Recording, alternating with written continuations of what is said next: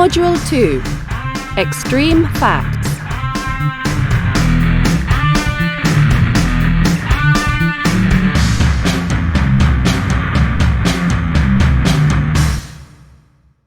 Modular page. Exercise 1B, page 27.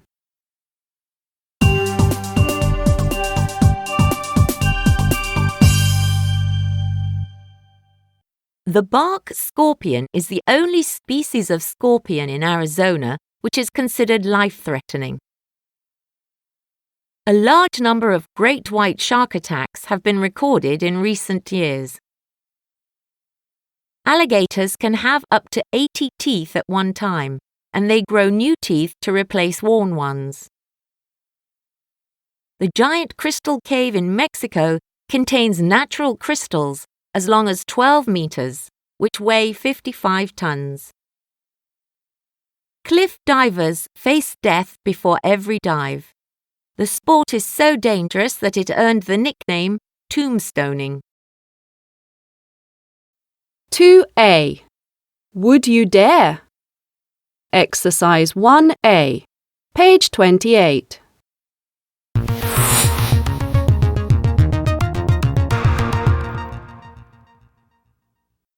Scorpion, fly,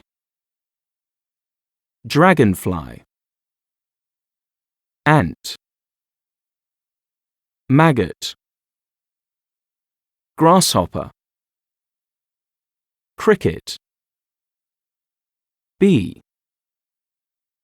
wasp, beetle, earthworm, butterfly, moth, house spider, tarantula, cockroach, flea, centipede, millipede, caterpillar, slug, snail, ladybird. Exercise 2A, page 29.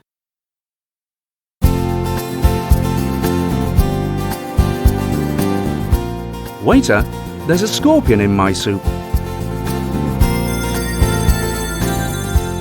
Are insects the food of the future? You're at a restaurant, and there's a fantastic aroma coming from the kitchen. I think I'll have the dish of the day, you tell the waiter. Then out comes a huge platter of fried tarantulas and a bowl of grasshopper tacos. You're going to enjoy that. Bon appetit, says the waiter. Now, maybe this makes your stomach churn, but some food scientists are hoping that insects will become a common sight at our dinner tables in the future. The idea of eating insects, known as entomophagy, certainly isn't new or unusual. Ancient Roman and Greek aristocrats, for instance, loved to dine on beetle larvae and locusts. What's more, insects are eaten today in 4/5 of countries around the world. In Ghana, bread is made from winged termites, and in China, cooked baby bees are a delicacy. In Thailand, the night markets are an insect eater's dream, with deep-fried locusts, giant water bugs, and marinated silkworms, some of the most popular snacks. Some cinema-goers in South America even pop roasted ants into their mouths instead of popcorn. The fact is, the food we eat is largely influenced by culture. At a certain point, people in Western countries began to see insects as pests that destroy crops, rather than as a food source. Now, bugs are mostly only eaten to shock TV audiences. Many Westerners wouldn't hesitate to order shrimp and lobster in a fancy restaurant, yet these are arthropods, just like insects. Some even describe them as the bugs of the ocean. You may be surprised to learn that we all already eat insects, whether we like it or not. Amazingly, we eat 1/2 kilo of insects each year, as insect contamination is often unavoidable when manufacturing foods. By law, Chocolate can have up to 60 insect parts in it per 100 grams, for instance, and tomato sauce can contain up to 30 fly eggs per 100 grams. You'll probably think twice now before tucking into your next bar of chocolate. So insects don't taste terrible then? Well, apparently not. Fans of the witchetty grub, considered to be the fillet steak of the bug world, say that it tastes like a tasty cheese omelette rolled in dough. Fried crickets have a pleasant nutty taste, and barbecued grasshoppers taste just like roasted peppers. Just don't look at your plate first. Not only can insects taste agreeable, but they are plentiful too. There are an estimated 40 tons of insects for every human on the planet. So far, we know that 1,400 are edible, but there are thousands more species out there that we haven't tried eating yet. Insects are such an abundant food source that it seems crazy not to use them, says the head chef of Archipelago. We've just got to get over our fear of eating them. The EU agrees with him, and is soon going to launch a project to promote insect eating. They see entomophagy as a cheap and environmentally friendly solution to the problem of feeding the world's growing population. Insect farming takes a fraction of the resources needed for producing meat. Insects are healthy too. They are full of vitamins and protein and have low levels of cholesterol and fat. A burger, for example, is about 18% protein and 18% fat, while cooked grasshoppers contain 24% protein and just 6% fat. It seems that dishes such as scorpion soup will start appearing on our Western menus sooner than we think. Certainly, many scientists think that by 2020, insects will be available in our supermarkets. If this seems unlikely to you, remember that aubergines and sushi were once alien foods at the Western table. Insects, once seen as pests, might just become our knights in shining armor in the very near future.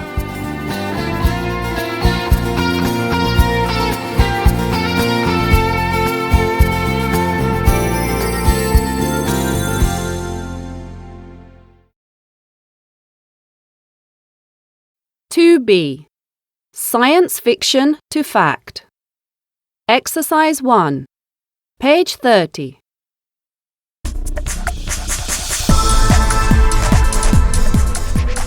Pushing the limits. Science fiction has always shown us the impossible, colonizing worlds on the other side of the galaxy, meeting alien species, or traveling back to key moments in history.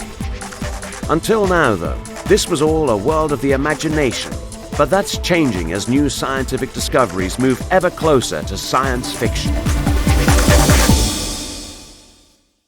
Jedi mind control device. We probably won't be levitating a spacecraft out of a swamp anytime soon, like Yoda, the Jedi Master in The Empire Strikes Back. But it is now possible to control electrical items with just a thought using a new device. At first, the emotive headset used brain signals and facial movements to enable the user to wirelessly control video games. However, its possibilities now go far beyond just the gaming industry. It allows the severely disabled to communicate when it's connected to a computer, and scientists are even working on a chip that they will insert directly into the human brain. They hope that one day paralyzed people will be walking again simply by thinking about moving their limbs. Some have expressed doubts about all this, however. One scientist asks, Imagine such a device in your head that you'll be using for mind control. What if people hacked into that? What could they do to you? The possibilities are mind-boggling. Invisibility cloak. Harry Potter's invisibility cloak proved incredibly useful for all his adventures. But how far are scientists from developing this outrageous idea into a real prototype?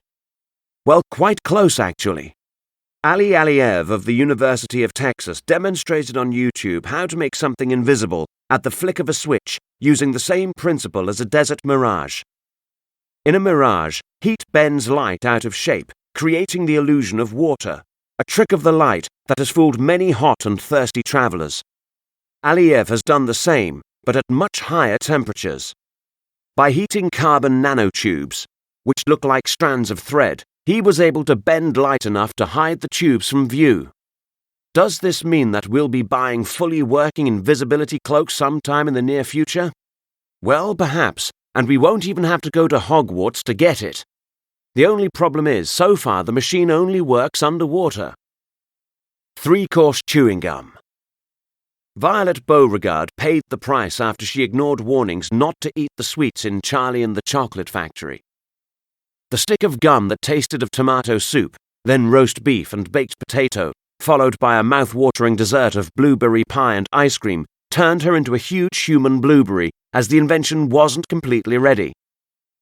But now, food scientist Dave Hart thinks that soon he will have cracked the secret to turning this weird invention into a reality, and creating a similar 3-course meal flavor chewing gum.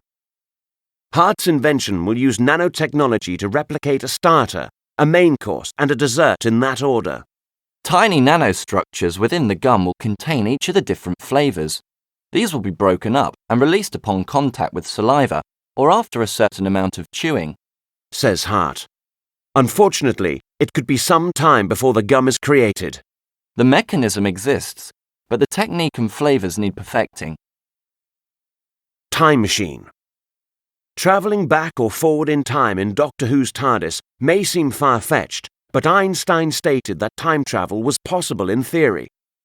While this hasn't been proven yet, Ronald Mannett, an American professor of physics, believes he can do it with today's technology and for as little as $250,000.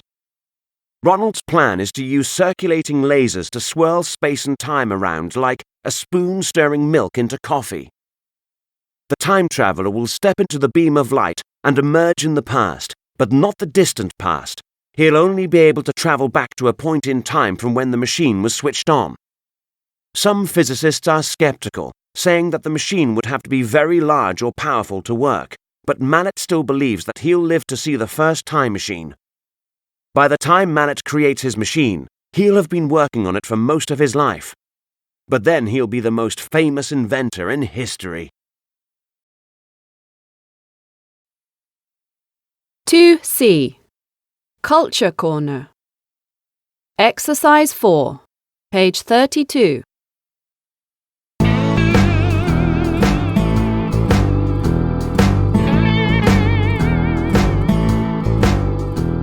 The Swamp People of Louisiana.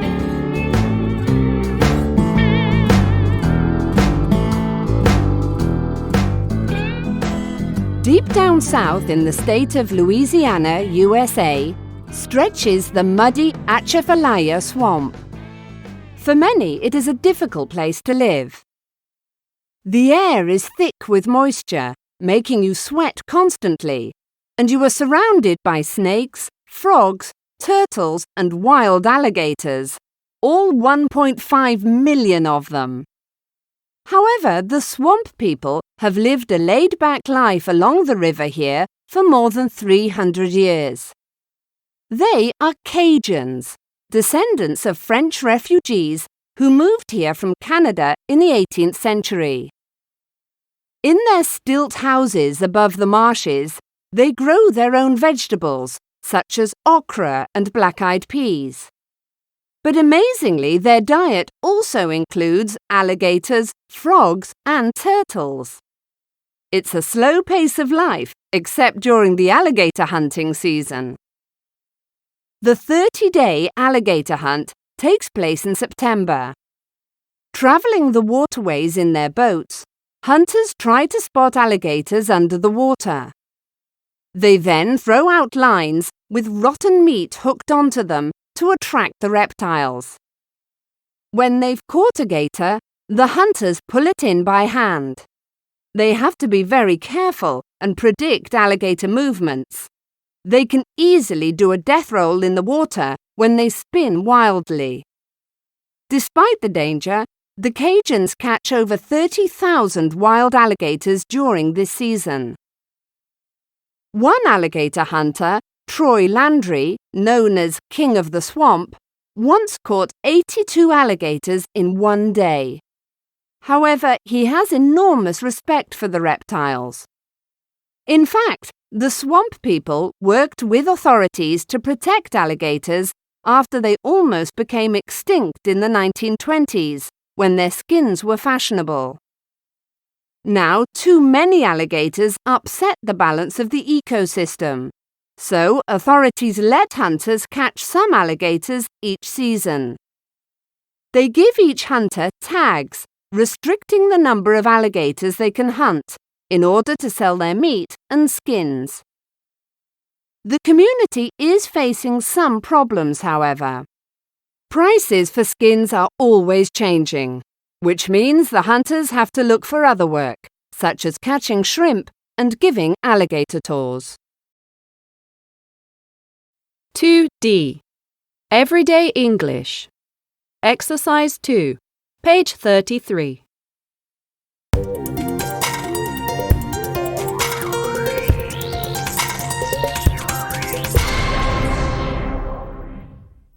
Are you doing anything this Saturday morning? I don't think so. Why? To what? What on earth is that? I know it sounds crazy. So what's it all about? I went last year and I really enjoyed myself. So would you like to come with me? Oh, come on, it'll be fun. Okay then, why not? I'll speak to you then. Exercise 3, page 33. Hey Matt, are you doing anything this Saturday morning? Let me see. I don't think so. Why? Well, I'm thinking of going to Nathan's hot dog eating contest. To what? What on earth is that? I know it sounds crazy. It's the USA's most famous competitive eating event. It's been taking place since 1916. So, what's it all about? Well, people compete to eat as many hot dogs as they can in 10 minutes.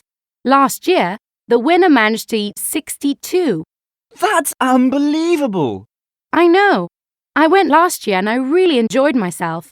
There were some great performers before the contest too, like trampoline shows and live bands. So, would you like to come with me? I don't know. Oh, come on. It'll be fun. It's free and the food is great. Well, okay then, why not? That's great. I'll call you on Friday to make the arrangements then. Okay, I'll speak to you then. Exercise 5, page 33.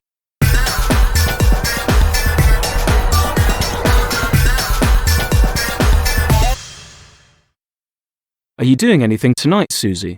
Let me see. I'm not sure yet. Shall we go to the camel race tomorrow? Oh, well, I don't know. How about going fishing next weekend? Let me think about that. 2E. Extreme conditions. Exercise 2, page 34.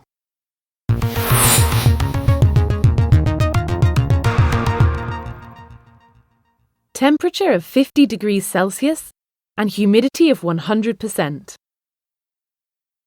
Dusty, thick and heavy air. Heat hits you like a wall. Sweat pouring out of your skin. Breathing becomes heavy. Forest of giant crystals. Exercise 7, page 35.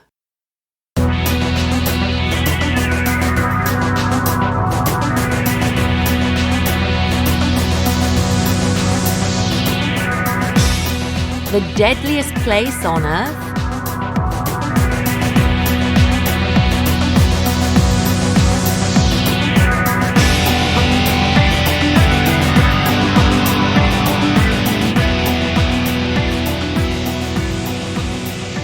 It's 50 degrees Celsius and has a humidity of 100%. Less than 100 people have been inside, and it's so deadly that even with respirators and suits of ice, you can only survive for 20 minutes before your body starts to fail. It's the nearest thing to visiting another planet. It's going deep inside our own. While making documentaries, I have been lucky enough to film everywhere, from tiny Pacific islands to the center of the Sahara Desert. Yet nowhere could prepare me for filming in the giant crystal cave, Cueva de los Cristales of Mexico. My director and I arrived in the quiet town of Nica as the morning sun painted the Chihuahuan desert gold. It was a moment of calm that didn't last long. Within minutes, we were going downwards inside the mine. The air became dusty, thick, and heavy as sweat poured out of my skin. Deeper and deeper we went. 1,000 feet down, we arrived at the control room, where conditions were already an exhausting 45 degrees Celsius and 55% humidity.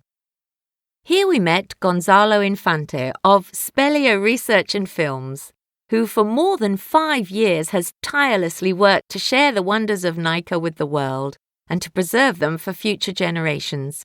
It is his experience and a 15-man team that kept us alive as we filmed this geological wonder. You think this is hot? Said Gonzalo, pointing towards an iron door. This is just a cool breeze compared to what you will feel like in there. Ready to go?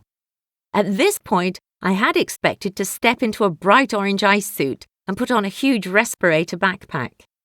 Everyone else was dressed like astronauts preparing to go on a spacewalk, but Gonzalo insisted that our first visit should be a completely natural experience. He wanted us to physically and mentally prepare, just in case we ended up spending much longer inside than we had expected. Anxiously, we pulled open the door and entered. My glasses steamed up and their metal frames almost burnt me. I had to leave them at the entrance. Sweat poured from my head.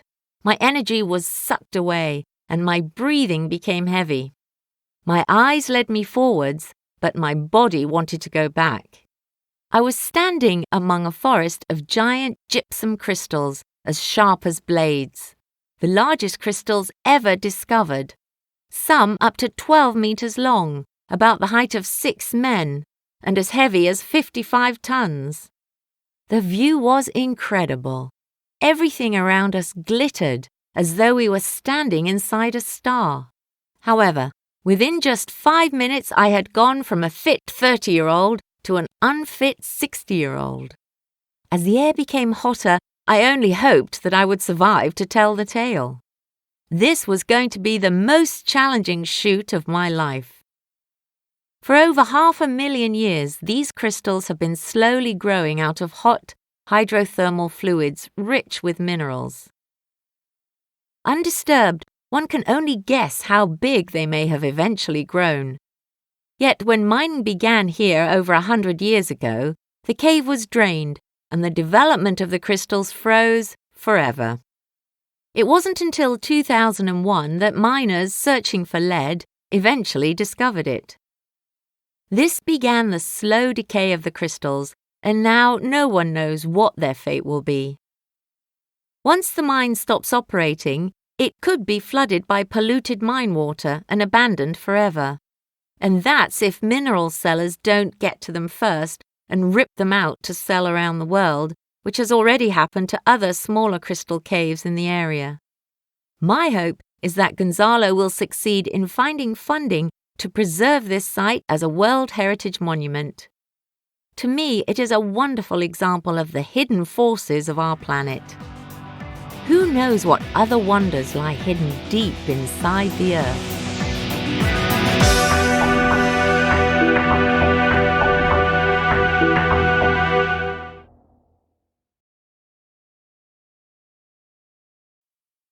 (2F) Extraordinary Lifestyle. Exercise 1, page 36.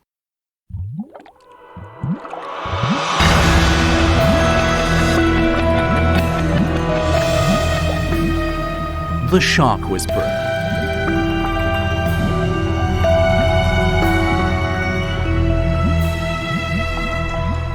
Stuart Cove takes Adam Higginbotham under the waves to meet his killer cast. Stuart Cove kneels on the sandy seabed. One hand rests on a plastic crate filled with chopped fish. When he opens the crate to spear the first piece, perhaps 20 reef sharks appear in the water around us. 20 minutes later, all the fish have gone and the sharks drift away. Over the past 25 years, Stuart has captured and manipulated sharks into various scenes. Tiger sharks are big and aggressive, and frequently responsible for attacking humans. But when captured or placed under stress, they struggle, but then become calm, as if they are half asleep. The sharks can then be released and manipulated for the shot, and this is when Stuart steps in. Stuart's work includes 3 James Bond films, 1 Jaws sequel, and even a TV advert for a Japanese toothpaste which involved getting a shark to hold still underwater while he scrubbed its teeth with a 5-foot pink toothbrush. But the film that made Stuart famous is Open Water, 2004. Filmed on shopboard digital video cameras, it was about a young couple left behind in the open ocean after a diving boat trip and then menaced by sharks. What made the film remarkable was that it didn't use any stand-ins or special effects. A lot of it wasn't acting. It was real fear. It should have been stunt people, says Cove. But the budget was too small to do that. Cove grew up in the Bahamas. At 19, he was an experienced diver.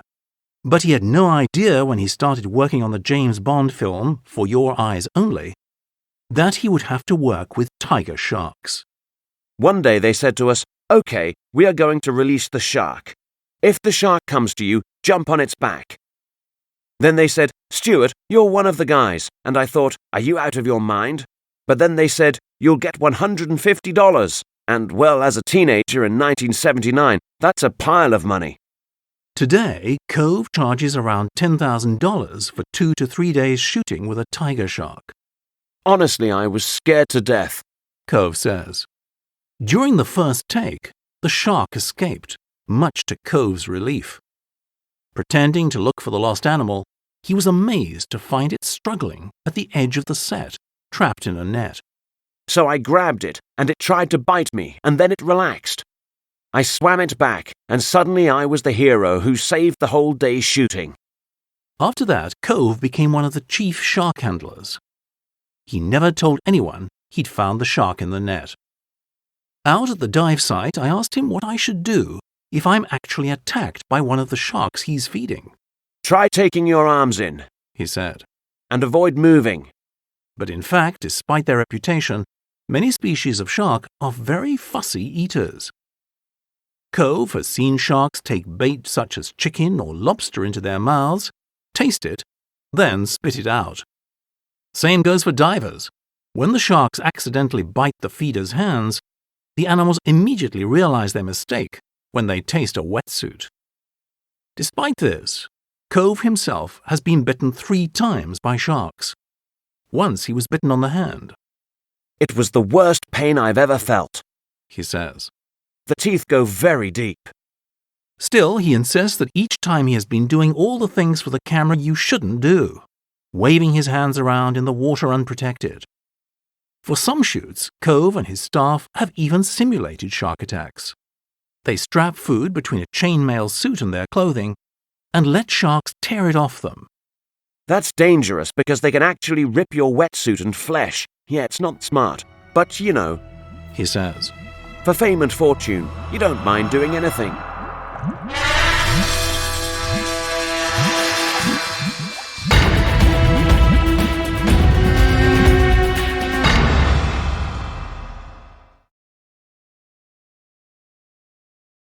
(2G) Skills. Exercise 1B, page 38.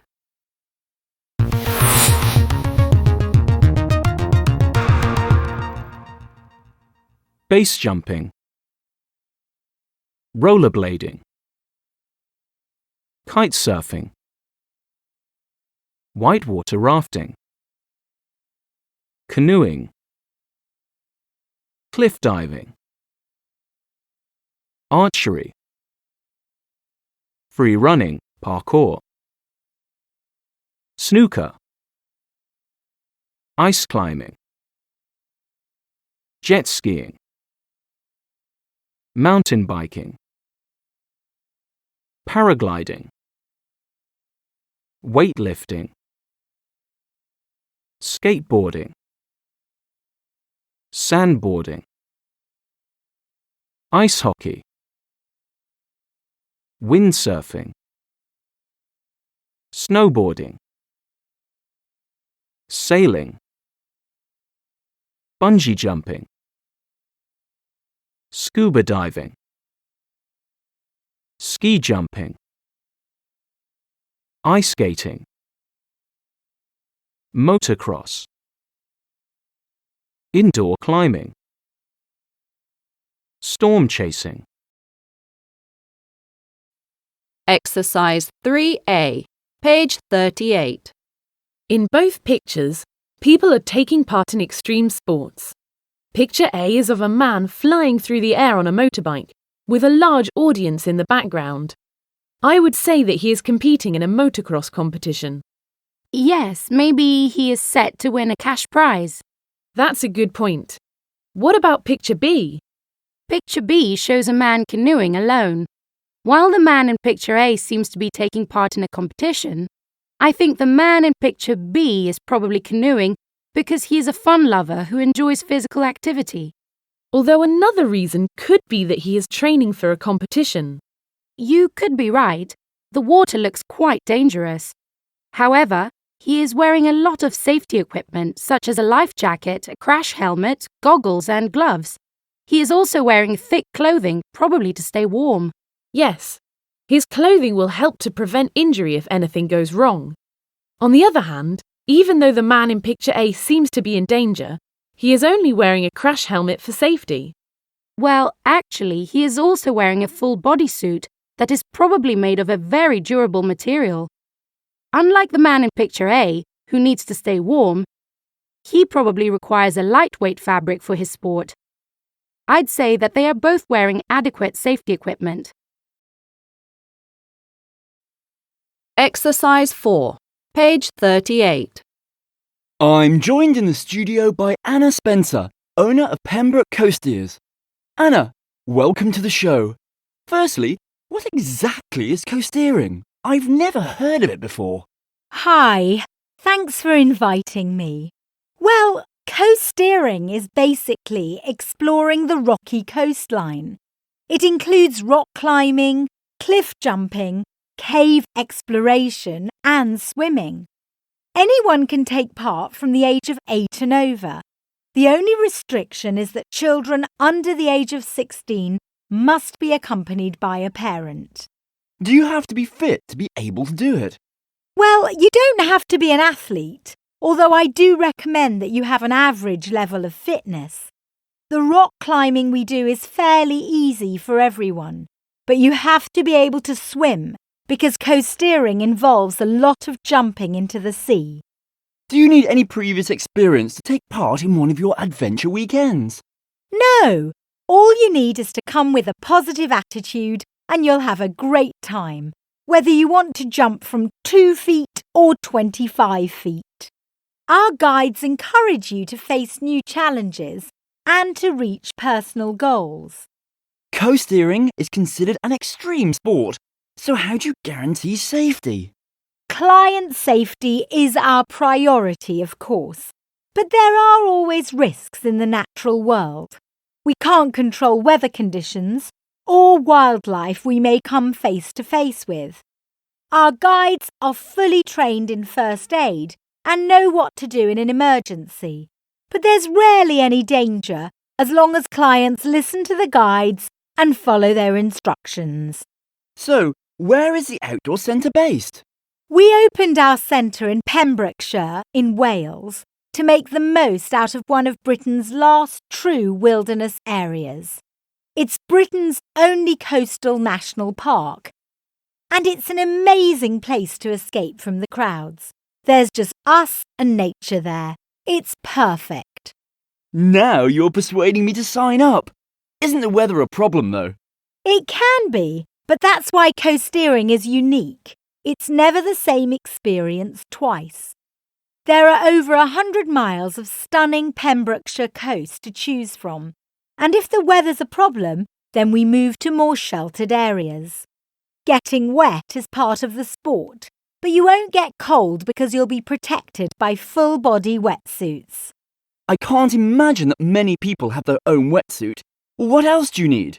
Don't worry about wetsuits. We supply all the necessary equipment to keep you 100% safe. The only things that you need to bring are a change of clothes, an old pair of trainers, and a towel because you will definitely get wet. It all sounds very tiring. Don't worry, we always take time out for a cup of tea or coffee and a quick sandwich. There are some beautiful picnic areas along the way that we usually stop at. And when everyone is feeling refreshed, it's back in the water. So, how can people book a weekend coasteering trip? You can go online to our website or call us. The package deal costs between £200 to £230, depending on what month you choose. It includes accommodation, meals, and transfers to the coast. It sounds amazing. Is there anything else you'd like to add? Don't be put off coasteering because it's an extreme sport. Its popularity has grown because it's an activity that's open to anybody, no matter what their age or ability. And Pembrokeshire's wild, rocky coast makes it the perfect place for the perfect adventure. Anna, it's been a pleasure having you on the show today. Thanks. 2H. Curricula. History. Exercise 6. Page 39.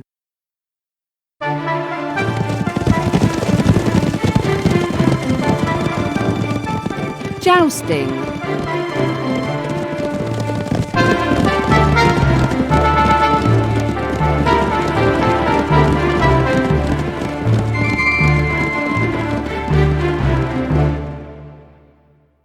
Extreme sports are nothing new. In the Middle Ages, between the 5th and the 15th centuries, medieval knights risked life and limb in a thrilling sport called jousting.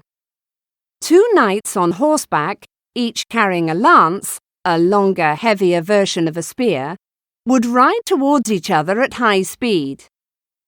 To win, the knight had to break his lance on his opponent's shield, or knock him off his horse with the lance. Jousting tournaments were often held to celebrate royal marriages and births, or national festivals. Brave knights could be seriously injured or even die for the chance to win large sums of money, and sometimes even a royal marriage. Jousting was seen as practice for war. But when competing, knights replaced their chainmail, small linked metal rings, with heavy armour made of metal plates. They only had small slits in their helmets to see out of, which greatly restricted their vision. At the same time, though, this protected them. The horses they rode were big and strong. The popular jousting tournaments took place in the lists, an open field separated by a fence close to a castle.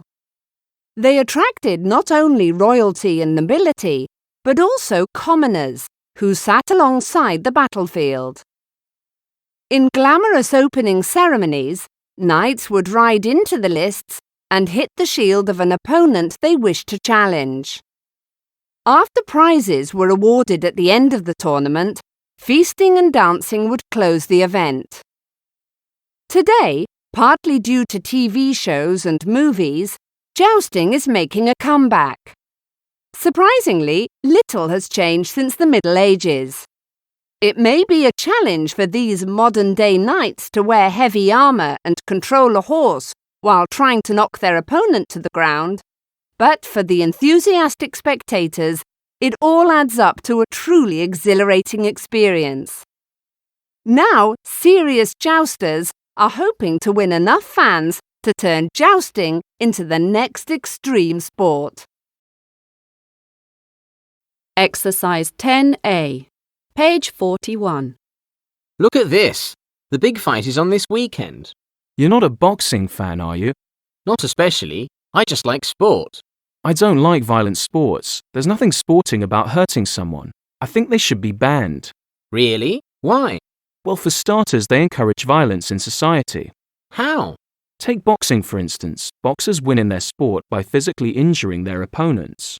And how does that cause violence outside the ring? It glorifies violence, and supporters may mimic their sporting heroes' behavior and think it's acceptable. You have a point. Also, a high number of boxers get seriously injured while competing. You get injuries in many sports, and sports such as boxing are strictly controlled with referees who ensure the boxers are fit to continue. Yes, but boxing is particularly brutal, and a lot of boxers get head injuries, sometimes resulting in brain damage. It is quite a dangerous sport in that respect. I think any sport that can leave a competitor seriously or permanently injured and makes violence in general seem acceptable should be banned. Skills 2. Exercise 3A, page 43. Speaker 1. I've always enjoyed swimming and diving, but I only started taking part in diving competitions quite recently. Last year, to my delight, I actually won a gold medal in a big event. It was such an amazing feeling, but I have to say, it wasn't easy. I started training for the event months ago. I went to the pool every day for 2 hours before college, and then again after lessons. It was really hard work, but it was worth it. It feels so amazing to win. Speaker 2. I'm quite a sporty person, but I've never felt attracted by all these crazy adrenaline sports like hang gliding and rock climbing. I just don't see the point of putting yourself in so much danger. I once went whitewater rafting and I just felt really stressed out as we raced down the river bumping into all the rocks. It was awful. For me, doing sport is about keeping fit and enjoying a fun activity with others, not putting yourself in danger. Speaker 3. It seems like all my friends have signed up to a Zumba class recently. All the local gyms are offering classes in it. It's sort of a cross between aerobics and Latin dance. My friends have told me, though, that it includes all kinds of different elements, such as hip-hop, salsa, belly dancing, and even martial arts. I can understand why so many people like it. It sounds like a lot of fun. I'm not really into dance, but I might give it a go, as so many people have recommended it to me. Speaker 4. I've wanted to open my own outdoor activity centre for ages. But now, a friend and I are finally going to make it happen. We've got a lot of work to do, but I'm bursting with ideas. We're going to have a climbing wall, an outdoor swimming pool, a whitewater rafting course on a nearby river, and many other exciting activities. I can't wait for our opening day. Hopefully, it'll be sometime next year. Speaker 5. Don't get me wrong, I do try to stay fit. I walk everywhere and go to the gym a few times a week. When it comes to team sports, though, I've always been more of a spectator than a participant. My favourite sport of all is ice hockey. I have a season ticket to see all my team's matches. It's such a fast, exciting game with loads of action, and there's always a great atmosphere among the supporters. Exercise 4B, page 43. A lot of my generation is getting bored with the sports that we're taught in school, and they want to try something different, something a little bit dangerous. That's why they're turning to extreme sports like free running, base jumping, and kite surfing. When you're doing an extreme sport, you can forget about all your worries. It's just you and the danger. It's exhilarating. Personally, I like free running. I started about a year ago, and now whenever I have any free time, I'm out on the streets with a few free running friends. A lot of people talk about the danger of extreme sports, but I believe that if people are properly trained and take all the correct safety measures, then there isn't the threat of injury. Yes, some people have died from extreme sports, but it's not that common. I have to say that free running keeps me very fit, so I don't really have to go to the gym at all. I wouldn't like being shut up in a room and having to do the same exercises on the same machines every day. Free running gives you the chance to get out on the streets and get some fresh air into your lungs. I do play traditional team sports. I mean, who can resist a game of football with your mates? But given the choice, I'd always choose free running because it's a real adrenaline rush. Exercise 1, page 46. Fragile wilderness. Russia is the largest country in the world, with a total land area of over 17 million square kilometers. It's no surprise that it is full of incredible natural wonders. Some of these places, however, are so wonderful and so fragile that maybe we shouldn't go there. The Orda Cave, the Western Urals. Just as Neil Armstrong once reported back from the moon, a team of daring and experienced cave divers recently got the chance to go where no one had ever been before when they explored the longest underwater gypsum crystal cave in the world. At temperatures barely above freezing and carrying heavy and expensive equipment, the divers took photographs in order to show people the 3-mile-long underwater wonderland. The unique cave is full of stunning rock structures. Because of the gypsum, a mineral that can form clear crystals, the water was so clear that the divers could see over 45 meters ahead of them. The environment in the cave is so delicate, though, that even air bubbles from the divers could damage it. Because of this, the team used an underwater funnel to take their air bubbles safely out of the cave. They hope that now people can see the stunning photographs of the cave, they will understand how important it is for precious places like this to be protected. Kronotsky Nature Reserve, Kamchatka Peninsula.